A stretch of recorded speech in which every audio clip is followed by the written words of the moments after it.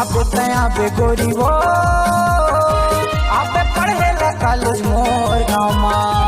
आबे तया बे गोरी वो आबे पढ़े ला कॉलेज मोर गाँव माँ। बैठे रखता देखत रही हाँ बर के छाव माँ। बैठे रखता देखत रही हाँ बर के छाव माँ।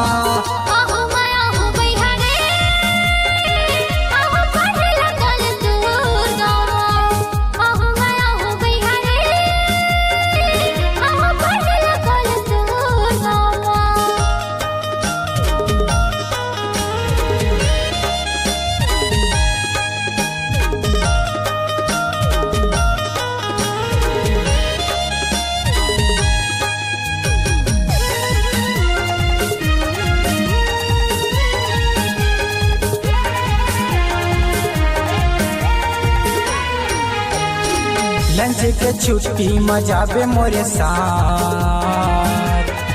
तोला खवा हूँ मन भर के चाट। लंच के छुट्टी मजाबे मोरे साथ। तोला खवा हूँ रे गुपचुप चाट। मांगला सजाए री बे मोरे नाव के। सुरताला राखे री बे मोरे नाव के।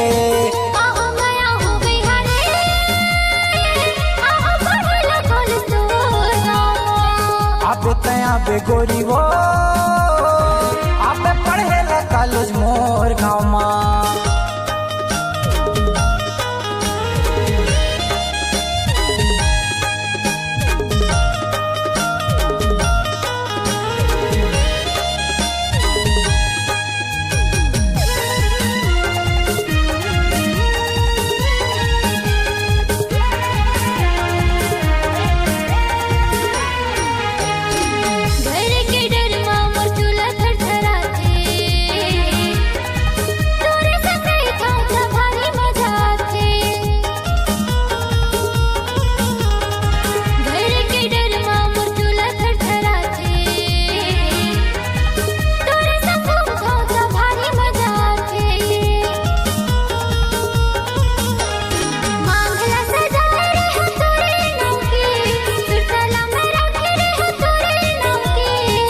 आबे तया बे गोरी वो आबे पढ़े ला कॉलेज मोर गाँव माँ।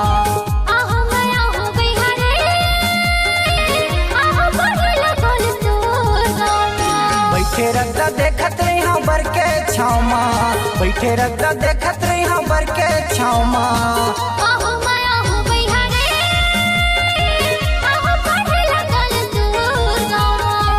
आबे तया बे गोरी वो आबे पढ़े ला कॉलेज मोर गाँव माँ।